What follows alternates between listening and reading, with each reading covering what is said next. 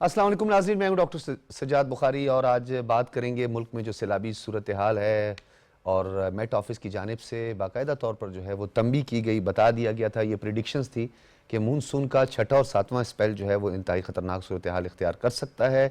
Cloud burst की बात करें, ग्लेशियर मेल्टिंग की बात करें या ट्रेडिशनल रेन जो हमारे मुल्क में होती है, ये तमाम जो अवामिल हैं वो कारफरमा थे। और उसके बाद जो हमने सूरत हाल देखी इंतहाई अफसोसनाक, 670 के करीब अब तक अफराद अपनी ज़िंदगी की बाजी हार चुके हैं। 25,000 लोगों को रेस्क्यू किया गया है ISPR की जानिब से और जो डिज़ास्टर मैनेजमेंट अथॉरिटीज़ हैं उनकी जानिब से।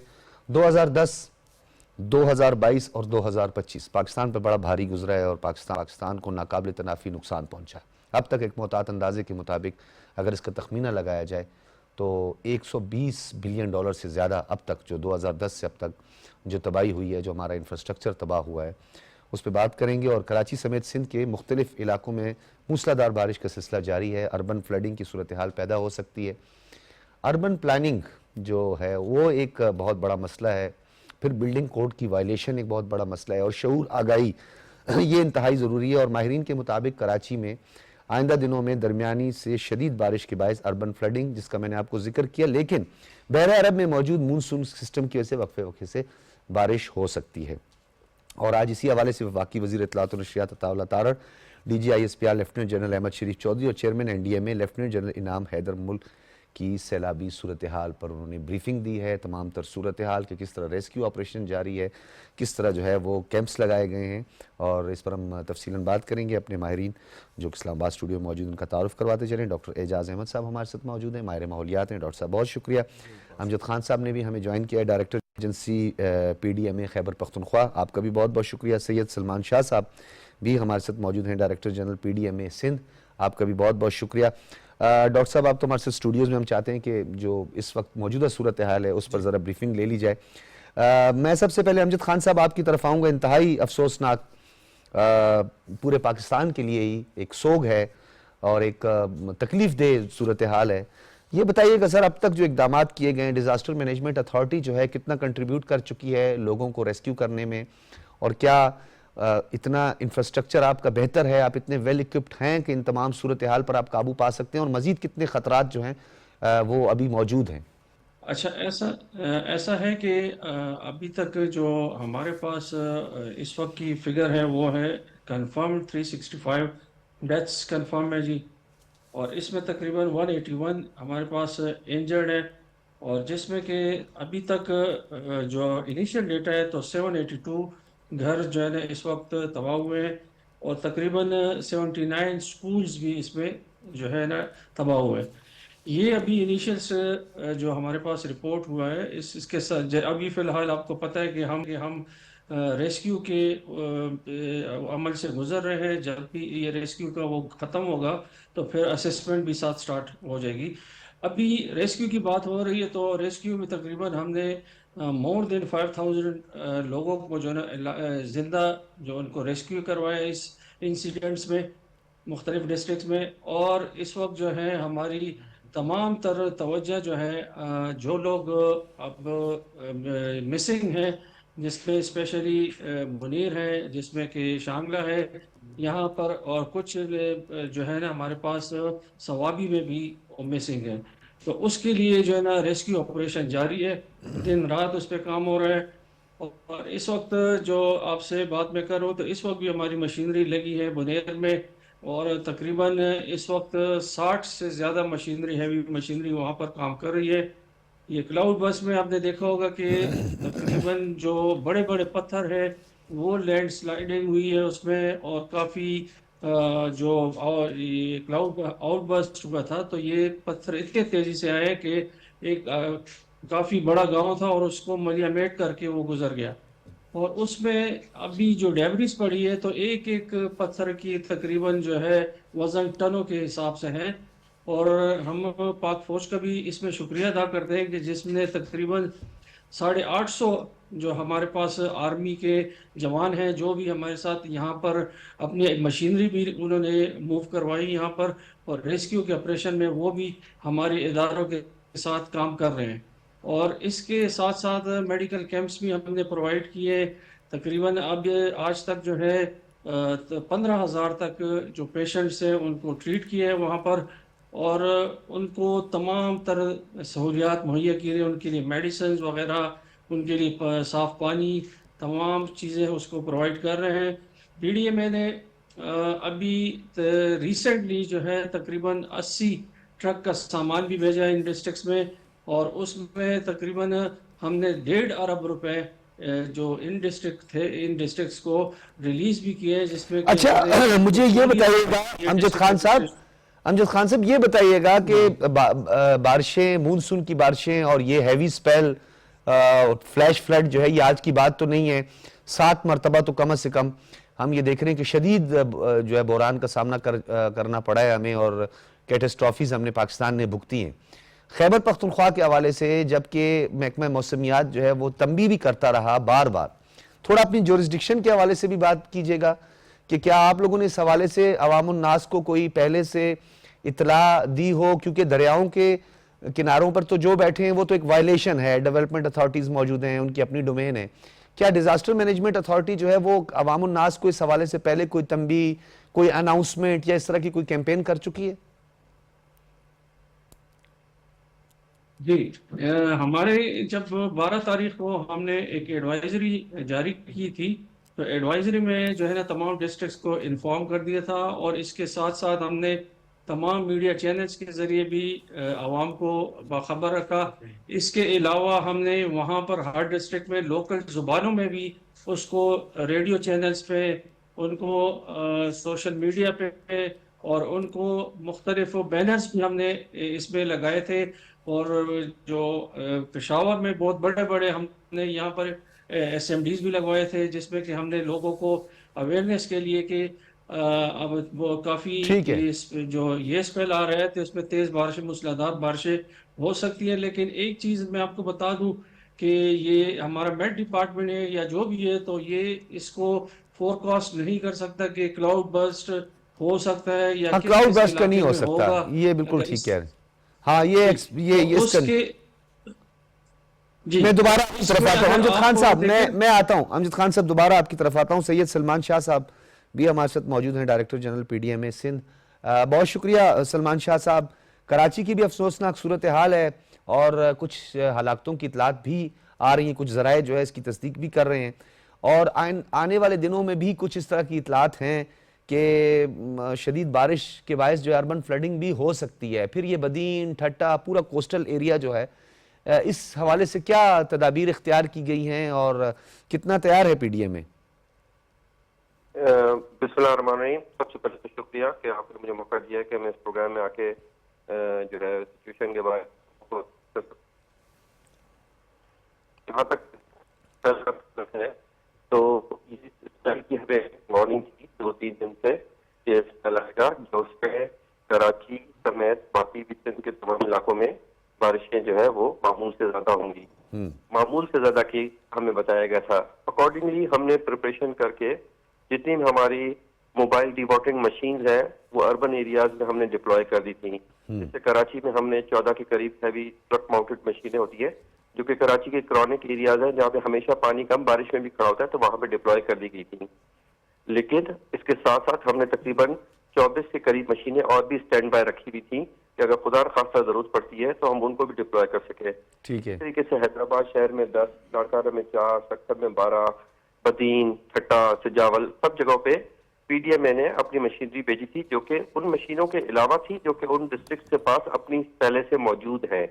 ये होती है बीफ अप करने के लिए एफर्ट्स को, ठीक है। क्योंकि हर जिले के पास अपनी मशीनरी मौजूद होती है, लेकिन हम उनको फिर फर्दर सपोर्ट। अच्छा सैयद सलमान शाह साहब, इस वक्त लोग भी आपको देख रहे हैं, सुन भी रहे हैं, लोगों को आपके दायरा कार, दायरा इख्तियार का भी कम पता होता है, इस हवाले से भी अवेयरनेस बहुत कम है। जरा ये बताइए कि डिजास्टर मैनेजमेंट अथॉरिटी की क्या डोमेन है, कितने दायरा इख्तियार है, क्या क्या आपकी हुदूद व कयूद हैं, ताकि लोगों को भी ये पता चल सके कि आप किस हद तक उनको मदद फराम कर सकते हैं। जी, डिजास्टर मैनेजमेंट अथॉरिटी जो पाकिस्तान में सिस्टम इस वक्त लागू है, वो आपने बिल्कुल सही कहा, लोगों को कम पता है। सब लोग ये समझते हैं कि ये चीज पीडीएमए के डोमेन में आती है किसी भी किस्म का। अब देखें, जो फर्स्ट रिस्पॉन्डर्स होते हैं वो डिस्ट्रिक्ट की इंतजामिया होती है, जो कि डीडीएमए कहलाते हैं। पहले लेवल पे उन्होंने रिस्पॉन्ड करना होता है, और अगर सिचुएशन उनके कंट्रोल से बाहर हो जाए तो फिर प्रोविंशियल अथॉरिटीज उसमें आती हैं, जिसमें पीडीएम भी शामिल है या प्रोविंशियल डिपार्टमेंट्स भी शामिल है। अब पानी के निकास से आपका जो काम है वो या तो ड्रेनेज अथॉरिटी का काम है या लोकल गवर्नमेंट का काम है। एरीगेशन, जी एरीगेशन की अपनी मिनिस्ट्री भी है, बिल्कुल ठीक कह रहे हैं। है उनकी अपनी मिनिस्ट्री, लोकल गवर्नमेंट का भी काम है। हम उनको बैकअप सपोर्ट देने के लिए होते हैं कि अगर उनके पास कैपेसिटी कम है तो हम उनको सपोर्ट करते हैं। तो इसलिए प्राइमरी रिस्पॉन्सिबिलिटी जो होती है वो इन पानी के निकासी आपकी, जैसे बारिशों में या सैलाब में, वो लोकल गवर्नमेंट या इरिगेशन डिपार्टमेंट के इदारों की मतलब इन इदारों की होती है। ठीक है, ये बड़ी चीज क्लैरिफाई करने की जरूरत है और आपने अच्छा सवाल किया कि जिससे लोगों को पता भी चलेगा कि किस हद तक है हमारा कंट्रोल रूम इस वक्त ऑपरेशनल है और जहां जहां से हमें जो कंप्लेंट आती है हम थोड़ा सा सलमान शाह साहब जरा लोगों को बता भी दें कौन कौन से इलाकों में, जहां पे तो साइली इलाके हैं डेफिनेटली उसका तो लोगों को पता है, वहां पे जो है गैर मामूली फैसला भी करना चाहिए और नकलो हरकत पर भी पाबंदी होनी चाहिए, लेकिन जरा एहतियाती तदाबीर भी बता दें कौन कौन से एरियाज को ज्यादा खतरा है इस वक्त।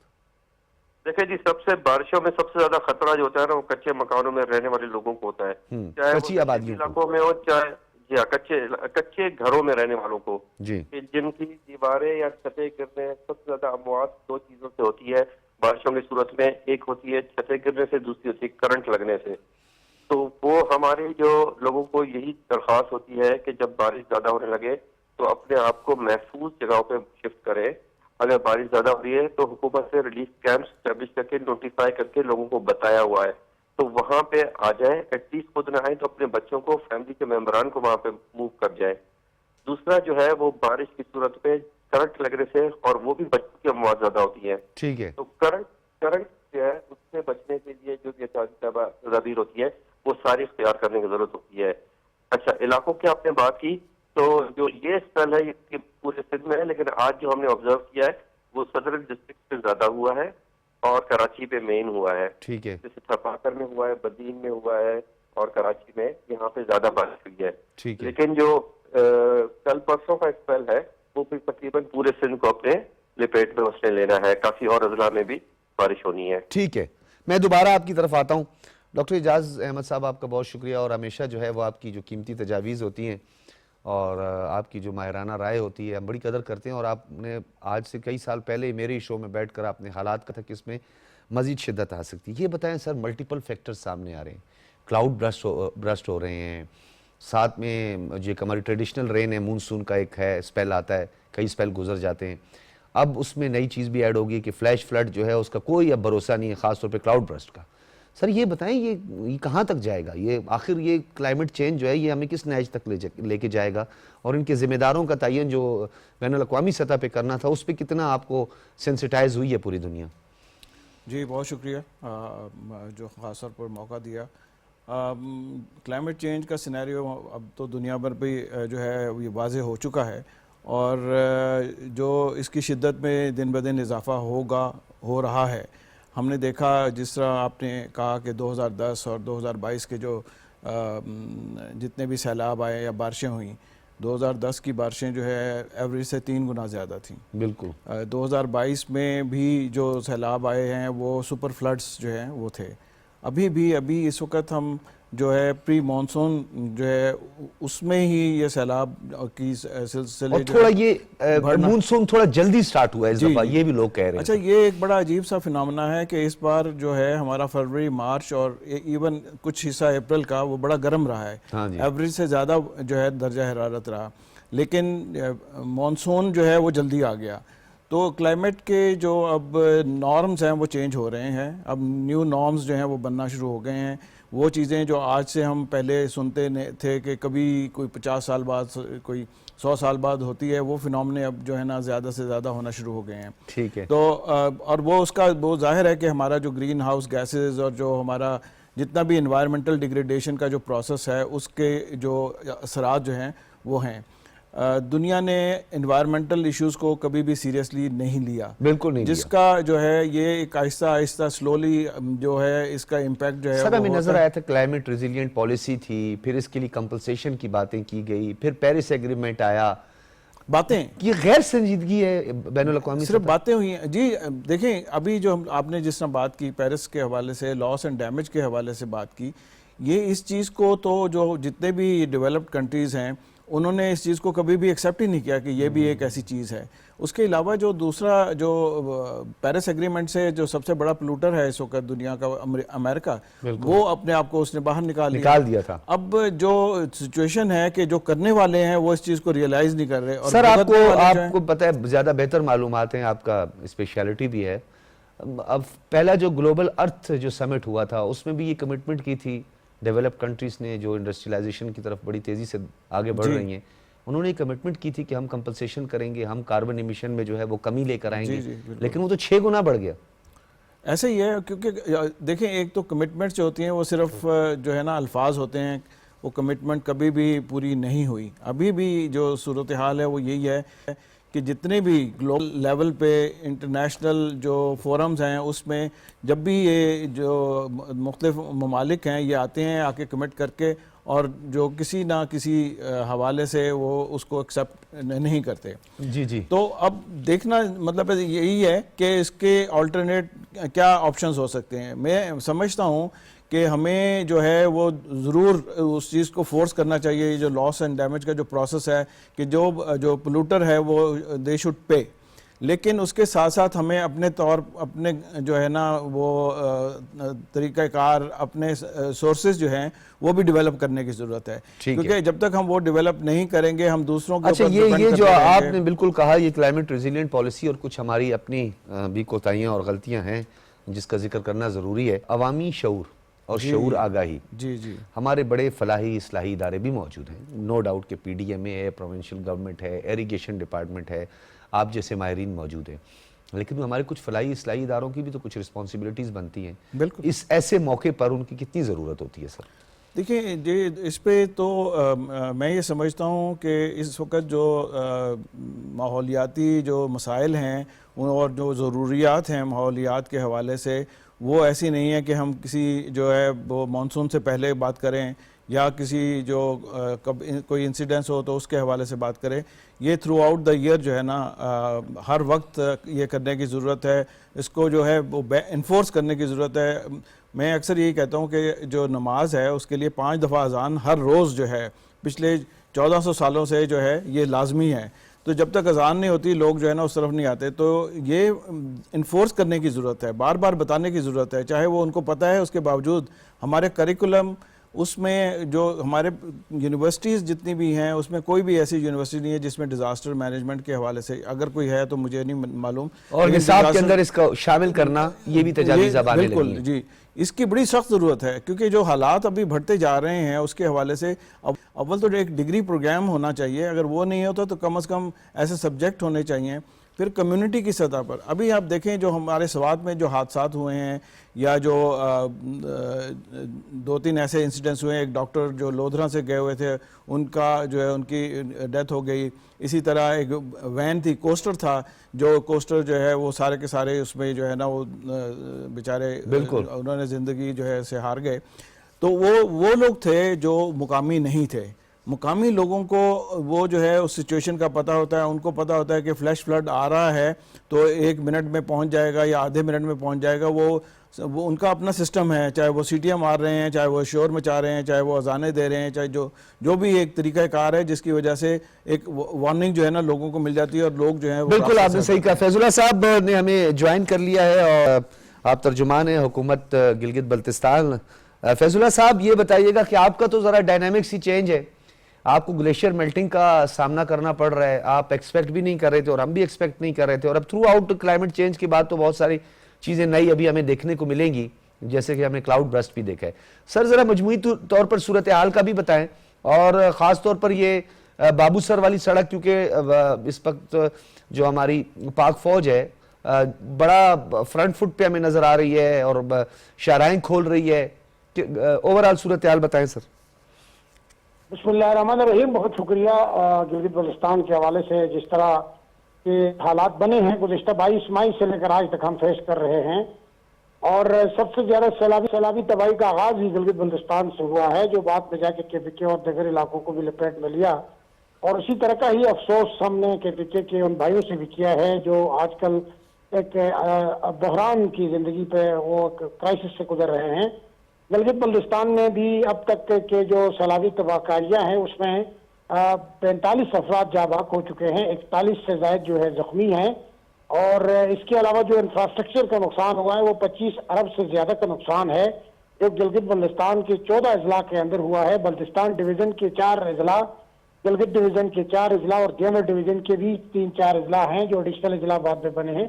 उन सब में एक तबाही आई है, जिसमें राब्ता सड़कें, जिसमें पावर हाउसेज, जिनमें सरकारी अमलाक, 1000 से ज्यादा लोगों के जो मकानात हैं वो मुंदहम हुए हैं, जिसमें कुछ जुजवी तौर पर है, कुछ मुकम्मल तौर पर तबाह हुए हैं। इस सारी सूरत हाल से कम्बेट करना एक आसान काम नहीं था, एक चैलेंज था।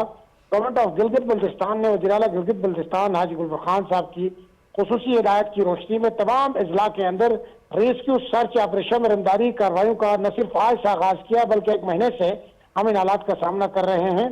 जहाँ तक अफवाज पाकिस्तान की बात है तो अफवाज पाकिस्तान ने खासकर अफसर कमांडर की सरबराही में जितने भी गिलगित बल्तिस्तान में काम हुए वो कमांडेबल है। अच्छा, मुझे फैजुल्ला साहब ये बताइएगा, इतलात मौसूल हो रही हैं कि कुछ शाहराहों को जो है वो खोल भी दिया गया है। एक तो बाबूसर वाली चलास वाली शाहराह है, कोहिस्तान वाली शाहराह है, दासू वाली शाहराह जिसे कहते हैं, एक स्कर्दू वाली शाहराह है, फिर एक इसी तरह गिजर वाली है, और एक फिर हुंजा वाली जो शाहराह है, ताकि लोगों को भी इस हवाले से जो है इतलात मौसूल हों और उन्हें पता चले। सूबे में जो हुकूमत की प्रायोरिटीज थी उसमें पहली तरजीहात में ये थी कि सड़कों की बहाली हो, साफ पानी की बहाली हो, बिजली की बहाली हो और कम्युनिकेशन की बहाली हो। ये 4 वो बुनियादी चीजें थी जिनको हमने प्रायोरिटी पे रखा था। ठीक है। और शाहराह रेशम 8 मकामात पर बंद थी, जिसको अफवाज पाकिस्तान के ताउन से, FW के ताउन से, फौज के ताउन से बहाल कर दी गई है। शाहराह बल्तिस्तान जो है वो रोंदू स्टक के मकाम पर सटक थी, वहां पे सैलाब की वजह से तबाह हुई थी। वहां पे भी अफवाज पाकिस्तान के ताउन से हमारे डिजास्टर मैनेजमेंट और इंतजामिया ने मिलकर उस शाहरा को भी बहाल किया, जबकि शाहराह बाबूसर जो है वो हमने NHA के ताउन से बहाल किया है। नेशनल हाईवे अथॉरिटी ने गवर्नमेंट ऑफ गिलगित बल्तिस्तान के साथ ताउन करके शाहराह बाबूसर को बहाल किया है।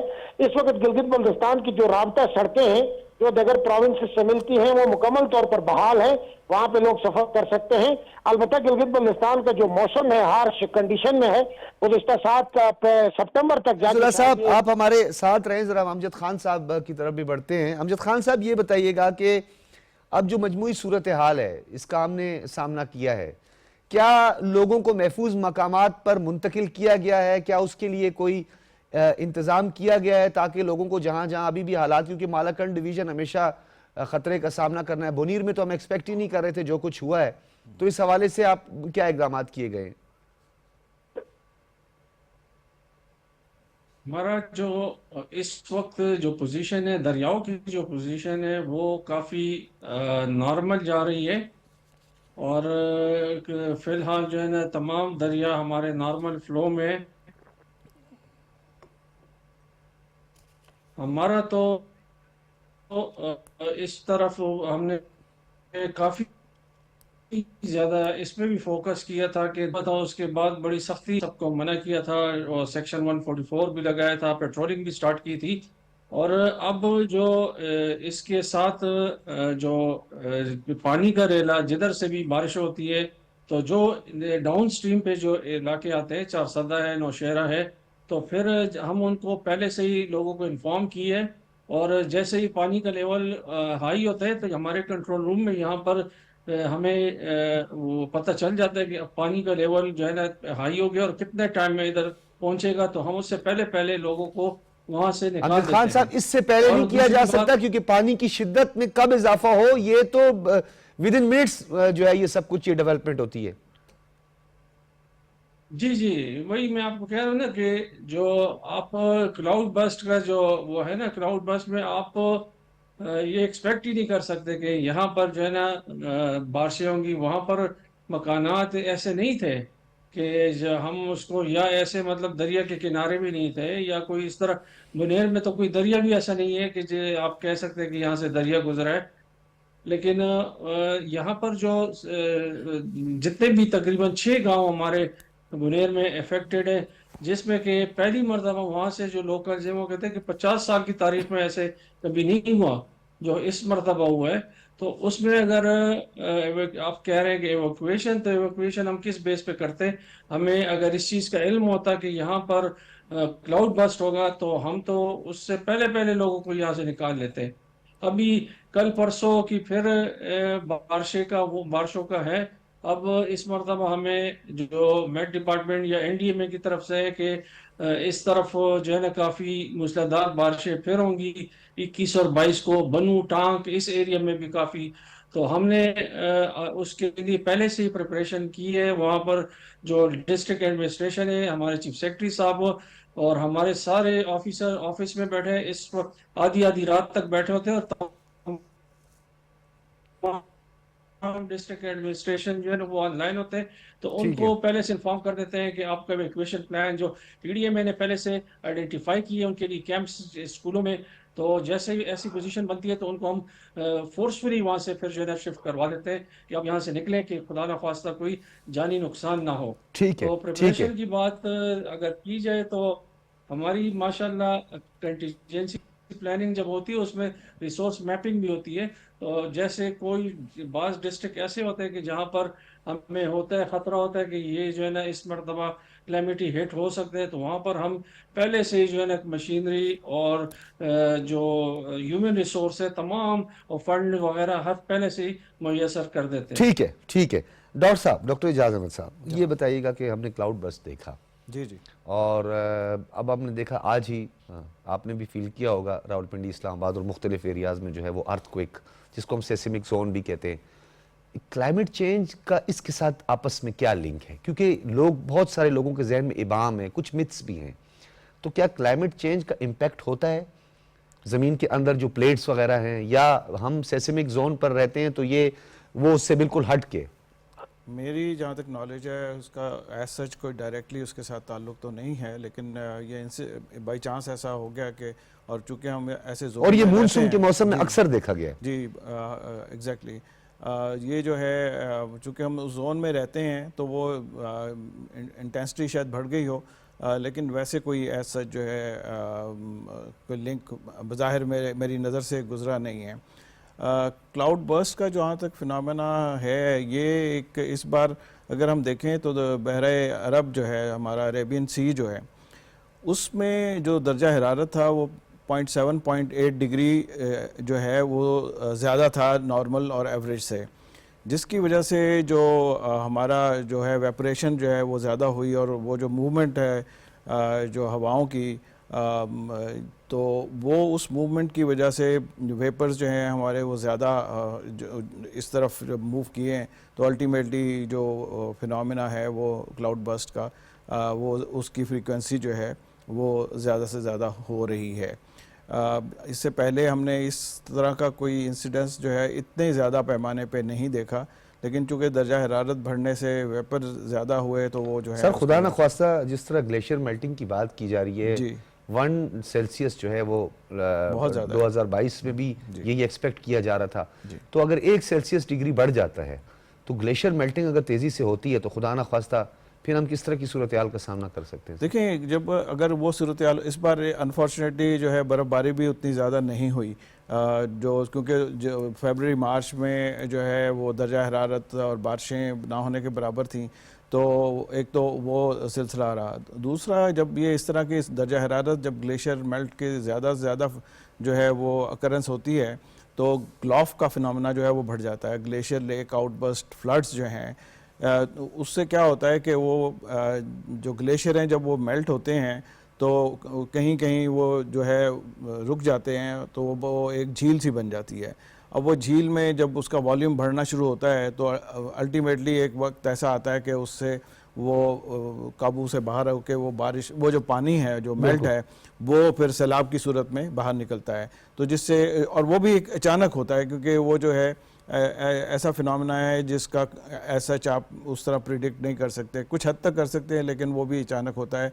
और इस वक्त जो हमारे गिलगित बल्तिस्तान नॉर्दर्न एरिया में जो है काफ़ी सारी ऐसी ग्लेशियर लेक्स हैं जो कि ग्लॉफ के प्रोसेस में जा सकती हैं, ठीक है, अनफॉर्चुनेटली।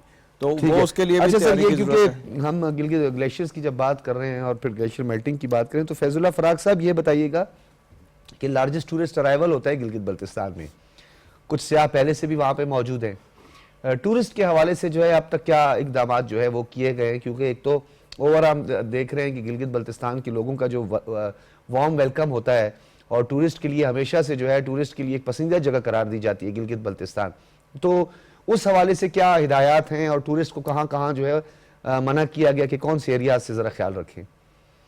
देखिए, टूरिज्म तो गिलगित बल्तिस्तान में इस दफा तबाही का शिकार हुई और अब तो लोकल मकीनों के लिए जिंदगी सवाल निशान है। तो टूरिज्म तो दूर की बात है और टूरिस्ट तो दूर की बात है। अब यहाँ पे जिस तरह के हालात गिलगित बल्तिस्तान में हैं वो इंतहाई वल्नरेबल हैं, मुश्किल हालात है और मुश्किल जिंदगी हम गुजार रहे हैं। इस वक्त टूरिस्ट को भी हमने हिदायत की है कि जब तक बारिशें थम न जाते हैं यहाँ का रुख ना करें। जिस तरह यहाँ एक एक्सपर्ट जो बैठा है आपके स्टूडियो में बात कर रहा है, तो इस हवाले से गिलगित बल्तिस्तान का लैंडस्केप अगर प्रोविंस से बहुत मुख्तलिफ है। बिल्कुल। और यहाँ 28,000 मुरब्बा मील का लगभग का फैला हुआ इलाका है, 18-20 लाख आबादी का। आबादी 18-20 लाख है, एरिया है 28,000 मुरब्बा मील का लगभग का इलाका है और इतने बड़ा फैला हुआ इलाके का रकबे का 97% माउंटेन है, पहाड़ी इलाका है और 8,000 के करीब यहाँ पे ग्लेशियर्स हैं। गिलगित बल्तिस्तान में जो इस वक्त जो थ्रेट्स है, ग्लोव का अमल दखल है, अच्छा क्लाउड ब्रस्ट है, फ्लैश फ्लड्स है, इन तीनों थ्रेट्स के अंदर गिलगित बल्तिस्तान के लोग जिंदगी गुजार रहे हैं। इसमें जाहिर सी बात है अपनी जाति कोताहियां भी हैं। बिल्कुल फैजुल्लाह फराग साहब, वैसे देखा जाए अगर स्कैटर्ड पॉपुलेशन होती है तो वहां पे अर्बन प्लानिंग कुछ आसान भी होती है अगर उसके सही उसका तरीकाकार अडॉप्ट किया जाए।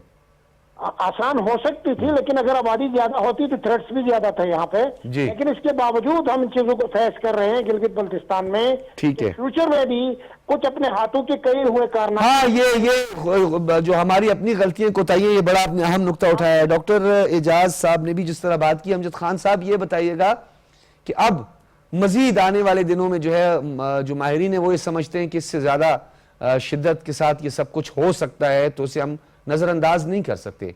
क्या लगता है आपको, कितना मजीद पीडीएमए को फाल करने की जरूरत है? जी, जैसे कि माहिरीन की मुताबिक ये जो जिस तरह क्लाइमेट चेंज चल रहा है, तो ये हर साल तकरीबन 5% बारिशें पिछले साल से ज़्यादा हुआ करेगी।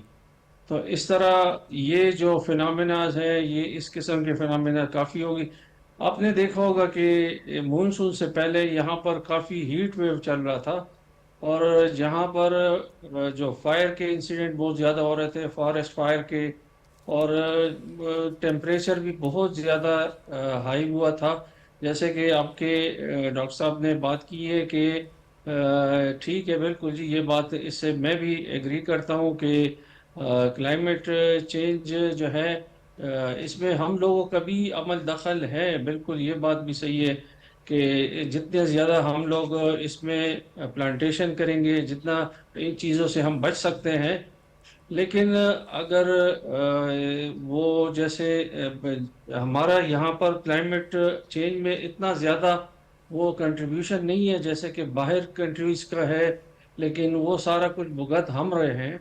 हमारा तो केपी जो है तकरीबन साल के 12 महीने कोई ना कोई यहाँ पर होता है। अब जो है ना फिर हमें एक वो आई एडवाइजरी आई है कि ग्लाफ के इवेंट्स भी हो सकते हैं, तो वो उसमें चतराल, वीर अपर, स्वात और साथ में जो है ये कोहिस्तान के इलाके हैं, यहाँ पर जो है ना ग्लाफ इवेंट्स भी हो सकते हैं। जी। तो हमने डिस्ट्रिक्ट एडमिनिस्ट्रेशन को पहले से इन्फॉर्म कर दिए, उन्होंने कम्युनिटीज़ को भी वहाँ पे इन्फॉर्म कर दिए और वहाँ पर हमारे चतराल में जो ग्लाफ है वहाँ पर जो ग्लेशियर्स है उसके नीचे जो आबादी है, तो उन्होंने उनको इन्फॉर्म कर दिया है और उनको जो है ना ठीक है, सेफ हेवंस जो बनाए, तो उनको कहा कि आप यहाँ पर शिफ्ट हो जाए, साइट पे हो जाए कि खुदा न खास्ता इस तरह का कोई इवेंट आएगा तो कम से कम जो है ना लोगों को जानी नुकसान ना होना पड़े। ठीक है। तो अच्छा ये डॉक्टर चीज़ें साहब, जो बहुत है- शुक्रिया। डी के अमजद खान साहब, आपका नुक्ता जो है वो आ गया।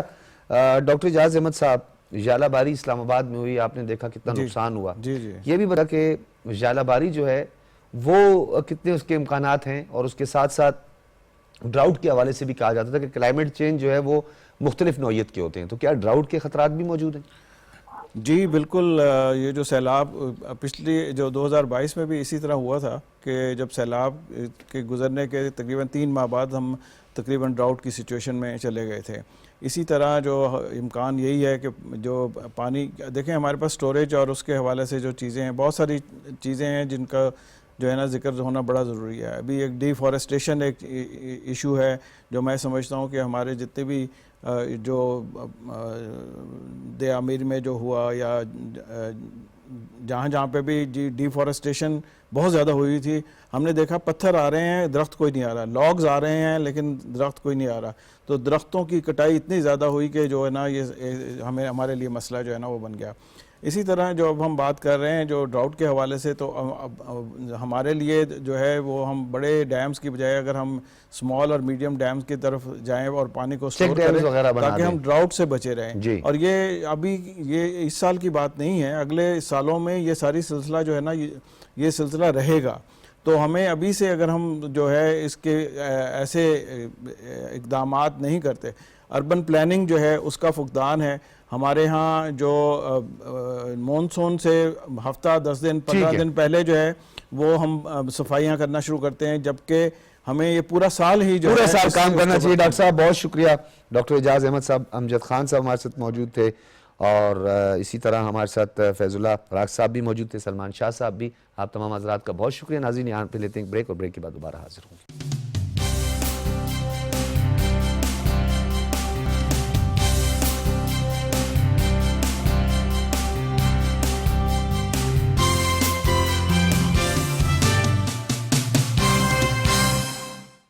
वेलकम बैक नाजरीन। हिंदुस्तान की हजीमत, सिफारती, दिफाई और माशी जो नाकामियाँ हैं उस पर पर्दा डालने के लिए ख़ित्ते को नई जंग में धकेलने की कोशिश में हिंदुस्तान इस वक्त मसरूफ़ है और मोदी की नाकिस पॉलिसियाँ ख़ित्ते को एक नए तसादुम की तरफ बढ़ा रही हैं। और मोदी सरकार का सदरशन चक्कर मिशन जो है वो फ़ौजी नाकामी छुपाने और हिंदू इंतहा पसंदी बढ़ाने की एक और साजिश जो है वो सामने आई है।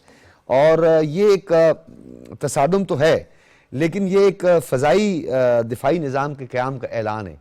किस नौयत का होगा, कितना ये ख़तरनाक होगा, और ख़ित्ते में आर्म रेस की बात करें या ख़ित्ते में जो तबाहकारियाँ हैं, जंगी तबाहकारियाँ, उसको कितना फ़रोग़ देने में ये जो दिफाई निज़ाम है ये काम करने जा रहा है, इस पर हम बात करेंगे। ब्रिगेडियर रिटायर्ड हारिस नवाज़ साहब हमारे साथ मौजूद हैं, किसी तारुफ के मोहताज नहीं हैं। दिफाई उमूर, बैनुल अक़वामी उमूर और ख़ास तौर पर ये जो सूरत हाल इस पर बड़ी गहरी नज़र होती है। ब्रिगेडियर साहब, ये नए जो फ़िज़ाई दिफाई निज़ाम है इसके क़याम का ऐलान, क्या इसके मुहर्रिकात हैं और क्या इससे कोई सुबकी छुपाने की या हजीमत छुपाने की कोशिश है? डॉक्टर साहब, बात यह है कि जितना मर्जी अच्छा फ़िज़ाई दिफाई निज़ाम ले आए, चलाने वाला कौन है? जी हाँ, it is man behind the machine, number 1, man behind the gun. ठीक कह रहे हैं। नंबर 2 बात है कि S-4 ने क्या कर लिया, राफेल ने क्या किया।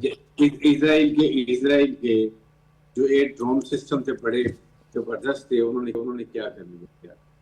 बात यह है कि आपके ये सिस्टम पैसिव जो होते हैं ये वो रिजल्ट नहीं दे सकते जी। और सेकंड ये इसके लिए आपको बहुत ट्रेनिंग चाहिए और फिर सेकंड आपका एयर और ग्राउंड की सिंक्रोनाइजेशन होनी चाहिए।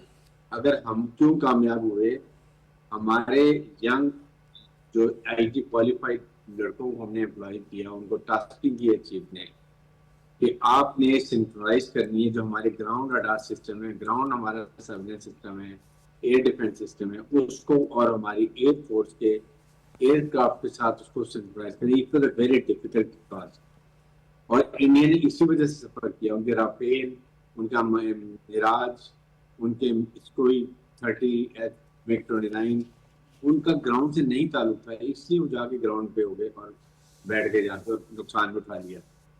इसलिए ये इसको करने के लिए they need lot of training और ट्रेनिंग के लिए इंडिया ने राफेल 2021 में लिए थे और आज 2025 है। 2004 साल में भी वो राफेल पर ट्रेन नहीं हो सके और उन्होंने अपने डिप्टी एयर चीफ को इस बात पे सैक कर दिया लड़ाई से पहले कि उसने कहा कि हमारे पायलट्स अभी प्रॉपर ट्रेन नहीं है राफेल के ऊपर।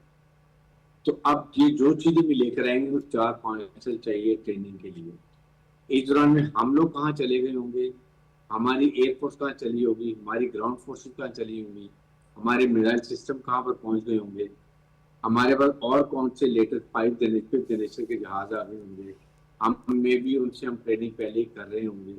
तो आप ये फर्क देख लो। यही विजय ने भी जो बात की थी कि अगर इंडिया ने एक भी इस दफा कोई और मिस एडवेंचर की तो जो ईस्टर्न साइड है, कलकत्ता इनका साइड है, पटना साइड है, जो पूरी ये जहां की ऑयल रिफाइनरी बवानीस के एडवानीस के लगी हुई चीजें जी सारी तबाह कर देंगे और इनको इतना इकोनॉमिक लॉस होगा कि वो समझ आ जाए। इसलिए इंडिया को समझना चाहिए कि जिम्बोइज्म से वॉर मोंगरिंग में निकले और मुज़ाकरात करें बैठ के and live like a good neighbour.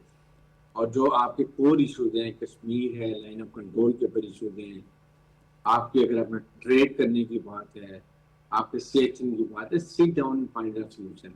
बिल्कुल। आप ये नहीं कह सकते जी मैंने कब्जा कर लिया तो मेरा ये टूट गया। that year gone the world has realized कि now Kashmir is nuclear flash point और दुनिया भी इसको रिजॉल्व करना चाहती है। अच्छा ब्रिगेडियर साहब, ये बताइएगा हाँ। कि हिंदुस्तान के जो वासी हैं, वहाँ के रहने वाले हैं, उनको इस बात की कब समझ आएगी? क्योंकि हिंदुस्तान की अभी से नहीं, माजी की बात अगर हम करें तो उनकी जो महवर है सियासत का, वो पाकिस्तान बैशेंगे, चाहे उसमें फॉल्स फ्लैग हो, फेक इनकाउंटर्स हों, या जिस तरीके से बार बार वो अपने अवामुन्नास या उनके फंडामेंटल बेसिक राइट्स या उनके लिए इंफ्रास्ट्रक्चर से ज़्यादा वो अपने दिफा पर पैसा लगाते हैं। 40% लोगों के पास वाशरूम ही नहीं है और ये आया दिन नए नए ऑपरेशंस की बातें करते हैं। इससे कितना नुकसान होता है हिंदुस्तान की आवाम को? ये कब समझ आएगी हिंदुस्तान के लोगों को? देखिए, इंडिया की आवाम को, जो मॉडरेट हिंदूज हैं, सबको समझ आ रही है। इसीलिए ऑपोजिशन ने इस दफा इनको लोकसभा में जो जूते के मुंह में मारे ना, नीचा के, राजनाथ सिंह के और खासतौर पे नरेंद्र मोदी के, वो इसको समझ आ रही है। इसके दिन गिने गए। जिस तरीके से उन्होंने इनको बुरा हाल हुआ, जो बेइज्जती हुई है इंडिया की, जो इंडिया का एक देश था कि सेकुलर स्टेट है, वो इन्होंने अखंड भारत, एक्सट्रीमिस्ट भारत, उसके बाद एक नजरिया लेके चले कि अपर क्लास रह सकती है, इवन लो क्लास हिंदू भी नहीं रह सकते, वो अब खत्म हो गई है। इनके दिन गिने गए। अब उनको समझ आइए कि हमें क्या इंडिया ने दिया और क्या हमने जलील करके रख दिया दुनिया के अंदर। आपके सामने दुनिया में इंडिया आइसोलेट हो गया।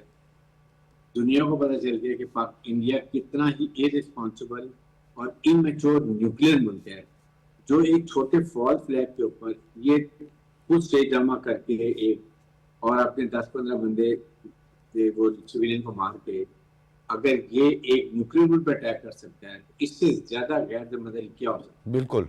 इसीलिए अमेरिका ने, यूरोपियन मुल्कों ने इनको आइसोलेट कर दिया है और Pakistan reemerge as the most responsible mature nuclear country with battle hardness, very professional army. अच्छा ब्रिगेडियर साहब, ये बताएं, ये जो बार बार कहा जाता था कि शेफ की धरती को जो है वो हम दुनिया की सबसे ताकतवर धरती बनाने जाएंगे, बेरोजगारी का खात्मा करेंगे, ये जो सिफारती यतीमी है जो इनको अब फेस करनी पड़ रही है, और इस अजीमत से बचने के लिए कभी कहाँ चले जाते हैं, मुलाकातें करते हैं, कभी कहाँ चले जाते हैं, नेपाल के साथ इनकी नहीं बनती, बांग्लादेश के साथ इनकी नहीं है, इनके सिफारती ताल्लुकात हैं किसके साथ, और मजीद कितने इन्होंने आइसोलेट होना है?